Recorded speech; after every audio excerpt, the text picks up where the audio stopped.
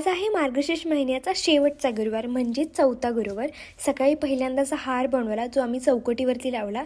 त्यानंतर मी नारळ सजवायला घेतला, फुलांनी पण सजवलेला आहे आणि दागिने पण घातलेले, आता छान वाटते। फुलं सगळी देवाला ठेवली आणि जी राहिली होती ना त्यांचा मी लगेच हार बनवून घेतला।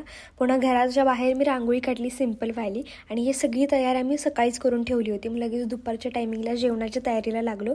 पुरणपोळीचा नैवेद्य होता। त्यानंतर पटकन मी साडी घातली, माझं आवरले कारण आम्ही इस्कॉनच्या टेम्पलला चाललो होतो। ते पण अचानकच ठरलं। जेव्हा मी दुबईला होते तेव्हाच मी बोलली होते की मी इस्कॉनच्या टेम्पलला येईल जेव्हा मी इंडियात येईल, ते पण बिना चप्पल घालता पायी पायी चालत येईल।